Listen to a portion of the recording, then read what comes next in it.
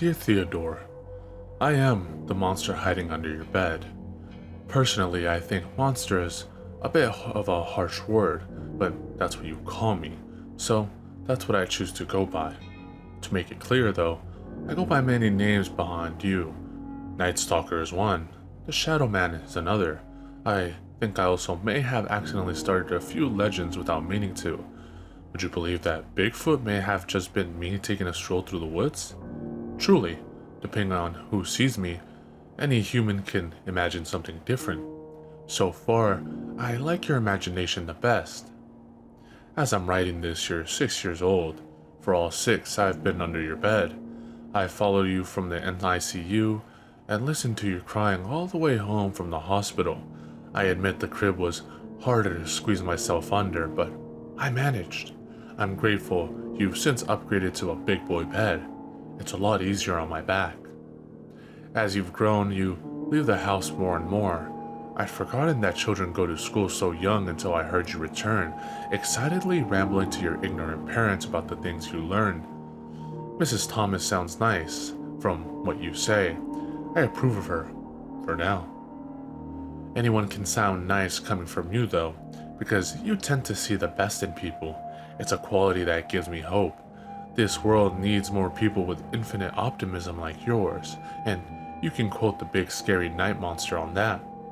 In fact, you even try to find good things in me.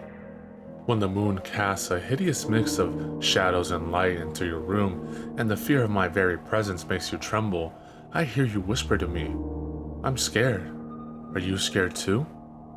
It's clear that you don't know who you're talking to. To you, I am nothing but a nameless creature, with no aim or purpose, just an undetermined maliciousness. You don't even seem to know what I would hypothetically do to you should you fall asleep while I'm around. In the daytime, you think you're safe from me. Do you think shadows simply disappear, little one? If I wanted to hurt you, I would. You drew me once when you were 4.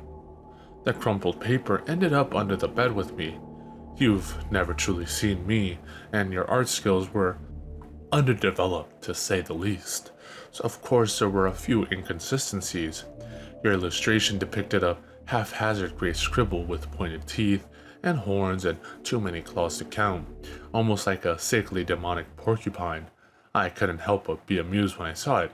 I won't say you were completely wrong. I suppose I mention all this because I know that you know nothing about me, but I know so much about you. In fact, I'd like to think that I know you better than you know yourself. I know that you don't like vegetables, but will eat any fruit placed in front of you. I know that your favorite cereal is Reese's Puffs, even though you rarely get to eat them.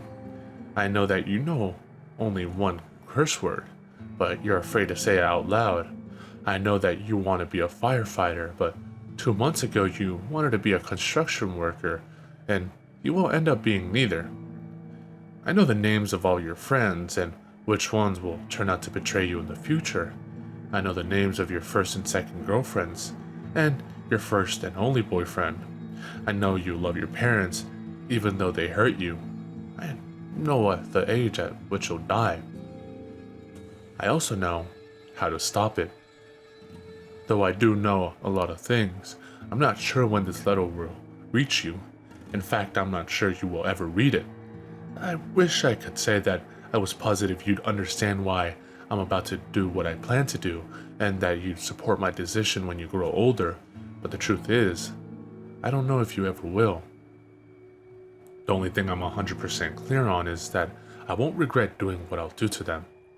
They deserve the punishment they'll receive, because at night, when the tree branches look like giant claws at your window and the darkness seems to be moving in closer, I know it's not me you're truly afraid of. Deep inside, in a place your mind can't access yet, you're afraid of your parents. I'm scared. Are you scared too? You asked a question not over the sounds of me, but over them. They fight and spat like wild animals, a never-ending cyclone of neglect and anger. You have no idea how they act when you're gone, flourishing in the temporary safety that a classroom brings you. You cannot yet fathom the amount of pain they will bring you when they realize you've become too old to coddle and just old enough to treat you like they treat each other. You'd be so good without them, much better off, I assure you. It'll hurt for a while, but you're still so young. That pain will fade and then you'll be free. Free from their chaos and self-destruction and abuse. You'll be able to live the life you want with no one to hold you back. One day, if you read this, you'll understand why I took them away from you, and I hope that you'll thank me. I hope the nightmares of your parents' blood will slowly fade into a background hum, replaced by that endless optimism I know you hold so close. And when that day comes, I hope you realize that I care for you more than they ever did. Eternally yours, the monster, still under your bed.